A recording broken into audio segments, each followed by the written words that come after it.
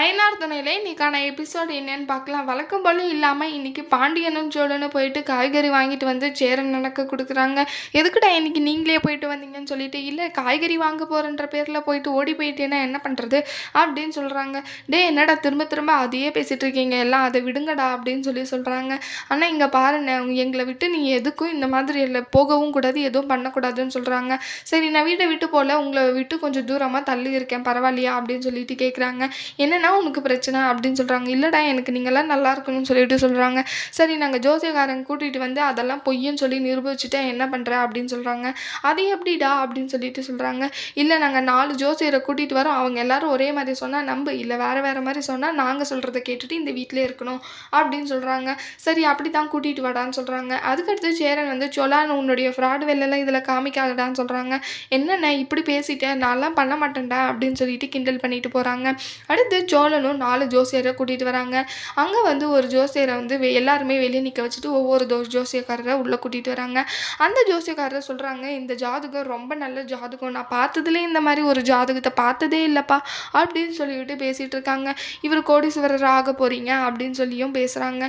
நீங்கள் குலதெய்வ வழிபாடு பண்ணுங்கள், எல்லா பிரச்சனையும் தீந்துரும்னு சொல்லிட்டு போயிடுறாங்க. அடுத்த ஜோசியக்காரர் வராங்க. இவங்களுக்கு சீக்கிரமாக கல்யாணம் ஆக போகுது, இன்னும் 1 மாதத்தில். அதுவும் இல்லாமல் அவங்களுடைய மனைவி அம்மா மாதிரி பார்த்துக்க போகிறாங்க. இந்த ஜாதகத்தில் அம்மா கூட இருக்கிற பாக்கியம் இல்லாமல் இருக்குது அப்படின்னு சொல்லிட்டு சொல்கிறாங்க.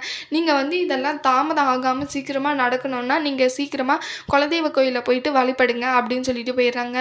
இன்னொரு ஜோசியக்காரர் சொல்கிறாங்க, இவங்களுக்கு கல்யாணம் ஆயிருந்துருக்கணுமே, ஏன் இன்னும் ஆகலை அப்படின்னு சொல்கிறாங்க. கல்யாணம் ஆகி ஒரு குழந்தை, அதுக்கப்புறம் இன்னும் 2 ட்வின்ஸ்க்கு பேபி இருந்திருக்கணுமே அப்படின்னு சொல்லிட்டு சொல்கிறாங்க. அதை கேட்டு சேரன் எனக்கு சந்தோஷமாகவும் ஷாக்கிங்காகவும் இருக்குது. அந்த ஜோசியருமே குலதெய்வ வழிபாடு பண்ணுங்கள் எல்லாமே சரியாயிடும் அப்படின்னு சொல்லிட்டு சொல்கிறாங்க. அப்படியா சரின்னு சொல்லிட்டு இன்னொரு ஜோசியக்காரை கூட்டிகிட்டு வராங்க. இன்னொரு ஜோசியக்காரரை கூட்டிகிட்டு வராங்க. அந்த ஜோசியக்காரன் 3 ஜோசியக்காரர் சொன்ன மாதிரியே தான் சொல்கிறாங்க.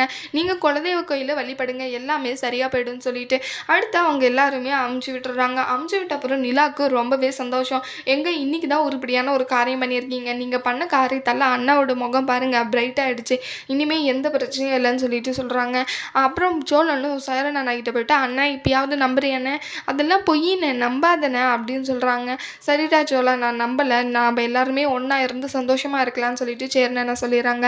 நிலா அதுக்கப்புறம் சொல்கிறாங்க, நீங்கள் ஏதாவது ஒன்று கவனிச்சிங்களா, நான் எல்லாருமே ஒரே மாதிரி சொன்னாங்க ஒரு விஷயத்த அப்படின்னு சொல்கிறாங்க. என்னங்க ஆமாம் எனக்கும் தோணுச்சு அப்படின்ற மாதிரி சொல்கிறாங்க. இல்லைங்க என்ன விஷயம்னா அவர் எல்லாருமே குலதெய்வ கோயிலுக்கு போகணுன்னு தான் ஒரே விஷயத்த மட்டும்தான் சொல்லிட்டு இருந்தாங்க அப்படின்னு சொல்கிறாங்க. சோழன் உடனே இப்போ என்ன நம்ம குலதெய்வ கோயிலுக்கு போகணுமா அப்படின்னு சொல்லிட்டு சொல்கிறாங்க.